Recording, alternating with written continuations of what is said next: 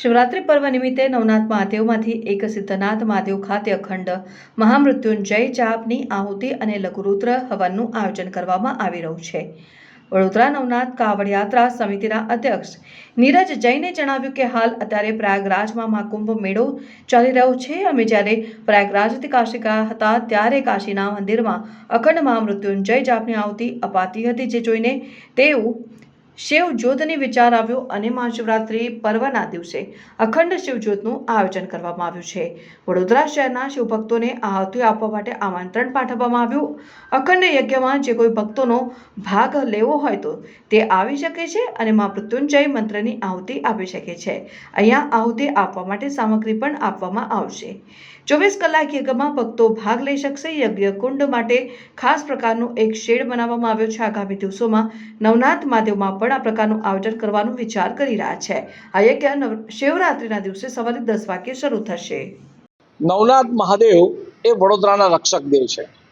2014 થી નવનાથ મહાદેવ કાવડ યાત્રા સમિતિ દ્વારા નવનાથ મહાદેવની કાવડ યાત્રા 37 કિલોમીટર નીકળવામાં આવે છે અને શિવરાત્રિ પર કંઈ ને કંઈ કાર્યક્રમ અમે કરતા આવ્યા છે।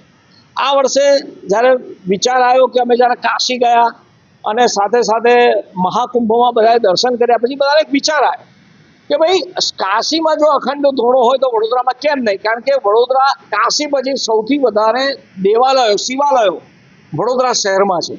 એટલે વડોદરા આમ જોવા જઈએ તો વિશ્વામિત્ર ઋષિના વખતની છોટી કાશી તરીકે ઓળખાય, એટલે વડોદરામાં પણ આ થવું જોઈએ। એટલે વિચાર કરીને અમે શિવ યજન શિવના અનુસંધાનમાં એક યજ્ઞકુંડ શિવ જ્યોત અખંડ મહામૃત્યુંજયના જાપથી પ્રગટાવવાનું નક્કી કર્યું અને વિચાર કર્યો અને પછી સિદ્ધનાથને શરૂઆત કરવાની, કારણ કે સિદ્ધનાથ મહાદેવ એ છે કે દરેક આત્માને જીવને શિવ તરફ જવું હોય તો પહેલાં પોતાની આત્માને જીવનને સિદ્ધ કરવું પડે, એટલે સિદ્ધનાથ મહાદેવ।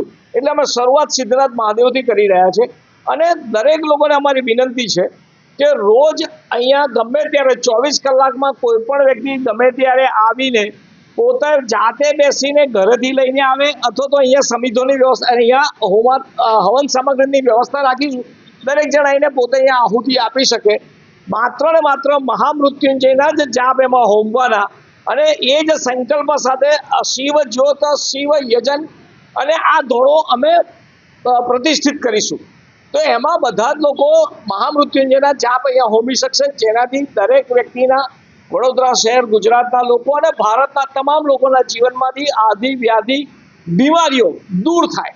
આવા ભાવ સાથે આ શિવ કુંડ શિવ જ્યોતિઓને પ્રગટીકરણ કરવાના છે મહાશિવરાત્રિએ। અને મહાશિવરાત્રિ એવું પર્વ છે કે જે દિવસે દેવાધિદેવ મહાદેવ અને પાર્વતી માતાનું લગ્ન થયું હતું, તો આ પણ એક લગ્નના ઉજવણીના ભાગ જ છે। તો બધાને જ મારી વિનંતી છે, વડોદરા શહેર નવનાથની નગરી છે, શિવની નગરી છે, મારી બધાને જ વિનંતી છે કે આવો આપણે સૌ સાથે મળી આ શિવ યજન શિવ જ્યોતના પ્રગટીકરણમાં રહીએ અને આપણી પણ એક આહુતિ મહામૃત્યુંજયની આપણે એમાં આપીએ। આહુતિની શરૂઆત કયા સમયે થશે ને કોણ કરશે? આ આહુતિની શરૂઆત અમે જે નક્કી કર્યું છે મુજબ આ જે યજ્ઞશાળા જે બની એ યજ્ઞશાળામાં જેમણે આખો શેડ બનાવવાનો જે ખર્ચો પોતાની ગ્રાન્ટમાંથી આપ્યો છે એવા અકોટા અમારા વિસ્તારના અકોટા વિધાનસભાના ધારાસભ્ય ચૈતન્યભાઈ દેસાઈની ગ્રાન્ટમાંથી આખો યજ્ઞશાળા બની છે, શેડ બન્યો છે। સાથે સાથે સામેના જ ભાગે બાળુભાઈ શુક્લ રહે છે, એમનું જૂનું ઘર છે, એટલે બાળુભાઈ શુક્લ વડોદરા શહેરના છે, રાવપુરાના ધારાસભ્ય છે, ગુજરાત સરકારમાં દંડક છે। વડોદરા ભારતીય જનતા પાર્ટીના અધ્યક્ષ ડૉક્ટર વિજયભાઈ શાહ અને સાથે મનસુખભાઈ પટેલ રાષ્ટ્રીય સ્વયંસેવક સંઘ એના વડોદરા વિભાગના કાર્યવાહી છે, આમના હસ્તે પહેલી આહુતિ। સાથે સાથે વડોદરાના અને જનસંઘ વખતથી ભાજપના કાર્યકર્તા જનસંઘના કાર્યકર્તા એવા સ્વર્ગસ્થ મકરંદભાઈ દેસાઈ જે ચૈતન્યભાઈ દેસાઈના પિતાજી થાય એમના પત્ની એટલે કે નીલાબેનના હસ્તે ચૈતન્યભાઈની માતા એમને પણ એમના હાથે પણ આહુતિ અમે અપાવીને શરૂઆત કરીશું યજ્ઞની।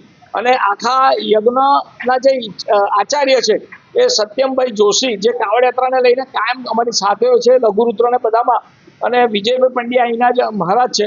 સાથે સાથે એ જ દિવસે સિદ્ધનાથ પર 10:30 વાગે જ લઘુરુદ્ર પણ અમે કરવાના છે।